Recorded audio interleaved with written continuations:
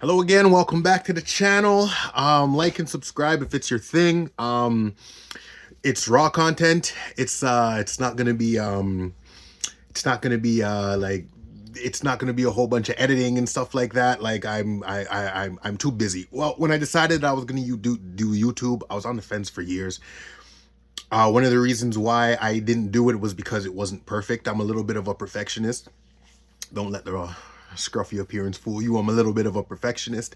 So I just woke up one day and said, I'd rather just post something than not post something at all. So I grabbed my phone, did a camera, did a video, and here you go. This is the channel. It's the Matthew Gordon Effect. I'm gonna just be talking. I don't want to just bore you with just one explicit content. I'm just gonna really talk about what's on my mind. And currently what's on my mind is video games, because I love to play video games. I am a gamer. I work from home. I'm self-employed. I run my own little practice, and I work from home. But during some off times and stuff, I was like, you know what? Let me just do something else. Let me do YouTube. I've always wanted to do YouTube. Over the years, I remember when YouTube first came about. YouTube was really good. And one of the things that really ticked me off over time was that YouTube felt a little bit commercial, and it kind of felt a little bit fake. You know what I mean? I'm assuming, once people started, the money started coming in for YouTube and all those kind of things, people started changing, and then they wanted to appease the sponsors and all that kind of stuff. And I was like, okay, I missed the content that was just raw and creative and just something, right? So that's the goal of this channel, that whatever content I do bring, I do want it to just be raw and just raw, uncut, just what it is. I'm gonna try not to swear because I am a potty mouth. I owe my kids like $40 because I told them every time I swear I owe them $5, and I owe them money. You know what I mean? Which they constantly remind me.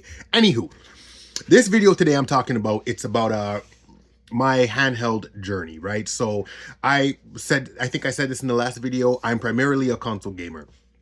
Consoles have been my thing since I can remember. I remember when, like, the 90s, like when there was like Windows XP and all, like Windows 95 and whatnot. I remember I used to play little games on the computer like Gate World, Riptide, Hexen, and some other stuff. I remember Space Pinball, all that kind of stuff that us millennials used to play on the computer back when the computer was a thing with dial-up and all that good stuff. Yes, but once PlayStation 1 64 came out, I was playing it.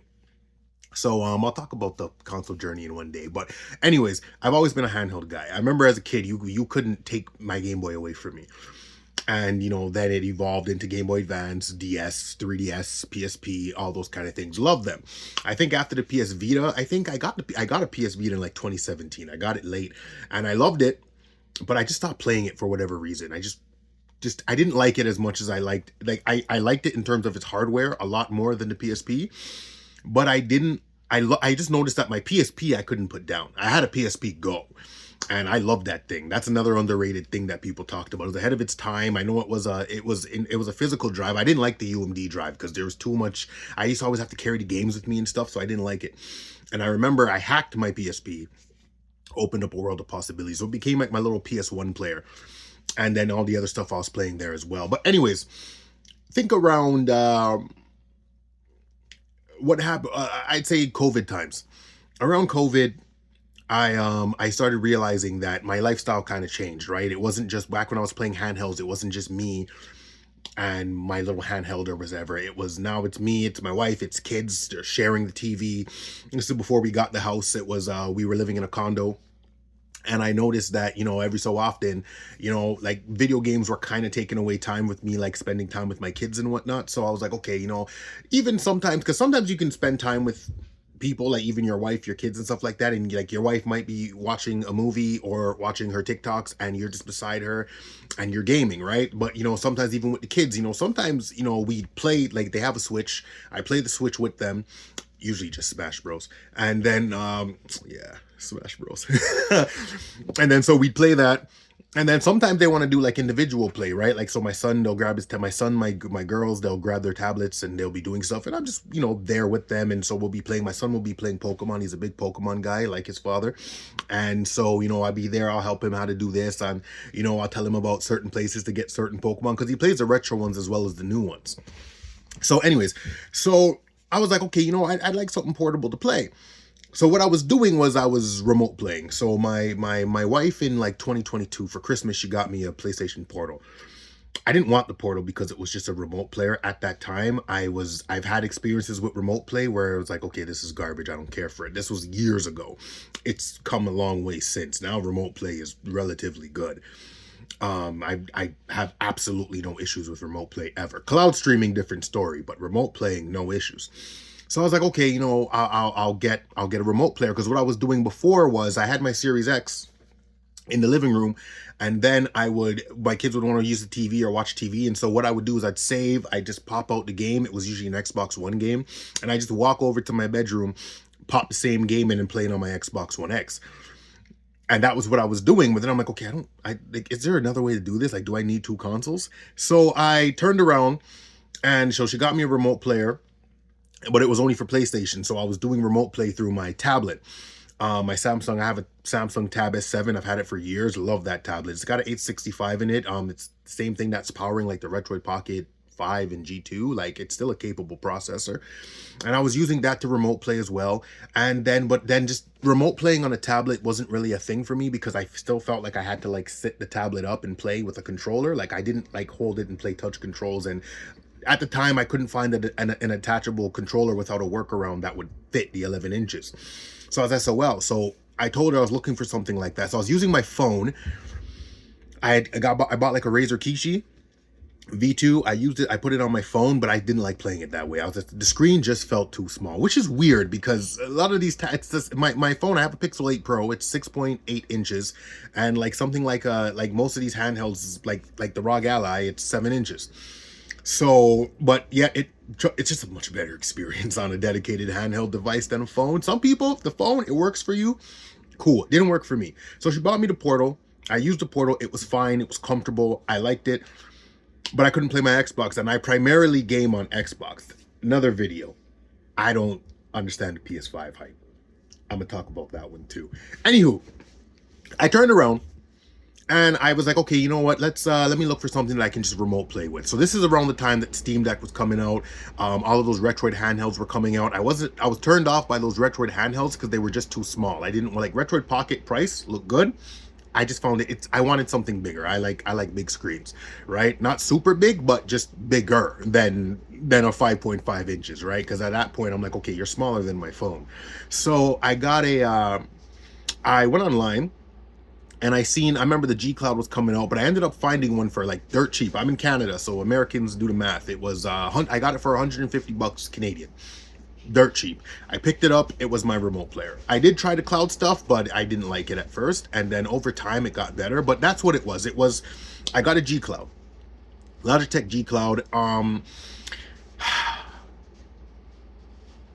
That device is good for what it does, but it's expensive for what it does, right? Like, if Logitech stuck even like an 865 in there, I would have like that for that same price. I would have been like, get this, right? Because it had a great battery, decent screen, 7 inches. Ergonomics were okay. I'm not gonna say they're out of this world comfortable the way that people were raving about it. It's okay. The D-pad's trash, and it's a whatever device, but it was my remote player. I would literally be in my bed or be on the couch, and I would be playing my Xbox that way. That's all it was for. I downloaded this app called XBX Play. It worked, and I had PX Play as well, and I would use it, but then I would rather just, honestly, when it came to remote play on my PlayStation, when I would play my PlayStation, the Portal's the way to go. And I think that's the best remote playing experience you're gonna get on anything. Like, personally, I don't think anything does it better if you want like the handheld thing. I think the Portal is good for what it is. So I turned around, and I was like, okay, so I'm using the G Cloud, but the G Cloud kind of sucked, man. Like, I couldn't, like, I had some emulation working on it. Like, I had a couple games working on the GameCube side. I didn't even dare attempt PS2, and I played like PS1 games on it. But like, I'm at that point where my gaming backlog, it's like it's coming to a complete, because the way I looked at it is, when I started collecting video games, I used to collect video games, but I realized I only collected them because I didn't beat them, and I wanted to beat them, so I'd hold on to them. Then emulation kind of took a jump for the best, and I was like, okay, well, I don't need these games no more. So they were all going for a lot of money, so I sold them, and I just played the games through emulation. They didn't have any value to me. And then I turned around, and I was like, You know, so certain consoles, when it comes to my backlog, there's certain games per console that I want to play and I want to beat. So for example, for like the SNES, I think the last two games and I beat them was those Spider-Man games back in the day. I think Separation Anxiety and Maximum Carnage. I really wanted to beat those games, so I downloaded them on an emulation. I beat them. I'm completely done with Super Nintendo. Those are the last two games of that console I wanted to beat. I'll do another video about that too. Anyways, losing topic. So back on track. So I'm using the G Cloud. I'm like, yo, this thing sucks. I kind of was like really itching to get back into like my PS2 backlog, my GameCube backlog, and moving further, like PS3, all those kind of things, right? I'm learning that things are coming out. So that's what led me to then, of course, I got announced that, hey, we're releasing the Xbox ROG Allies and all those kind of things. So I said, okay. So I didn't like the price, especially for the black one, even though I have it now. I didn't like the price. So I was like, okay, you know what? GameStop was carrying the base model ROG Ally. So the way it worked was I called them. I'm like, hey, you guys have the Xbox ROG Ally X? They're like, oh yeah, it'll come in a week. We'll order it. I'm like, okay, cool. Order me one. This is my name. This is my card, blah, blah, blah. Cool. They ordered it. I went and I traded a whole bunch of games I had no value to, right? Because I'm like, okay, I'm going to at least chip down the price. I was going to get the X originally before I knew it was exclusive to Best Buy in Canada. So basically what happened was she ordered it without me knowing. So I came to go pick it up. And she come the white one. I'm like, I ordered the black one. Like, yeah, we don't carry it. I'm like, oh, but I traded in all these games, and so I basically ended up getting it for like $450, $500 after taxes Canadian. So I was very happy about that. So I picked it up, brought it home, set it up, loved it.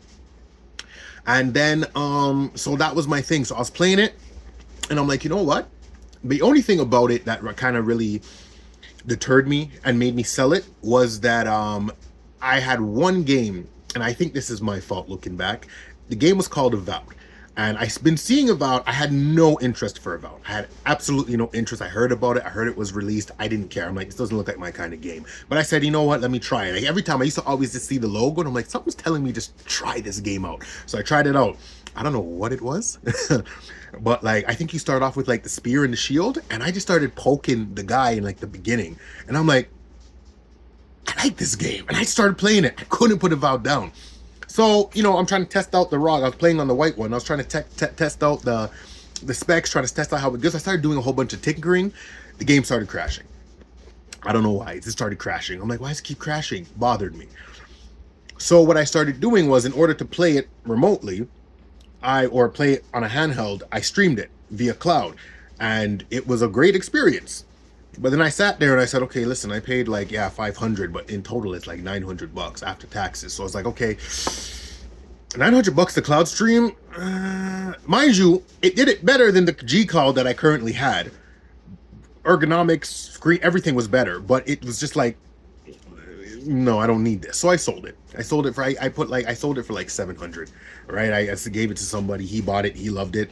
And I turned around and I was like, okay, well, now I don't like the G Cloud because I sold the G Cloud once I got my ROG Ally, and so now I don't have now I no longer have a handheld, and the way my life is now, I need a handheld. So it's like, what am I going to do? So I looked online, did some research, and people were talking about this Odin Portal 2.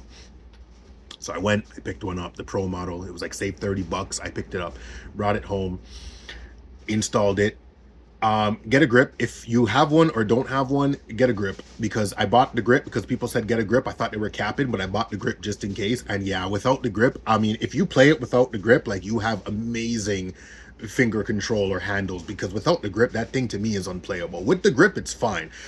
And I bought it and I loved it. I loaded up my PS2 ROMs on it. I loaded up my GameCube stuff, and I started gaming. OLED screen, it was nice.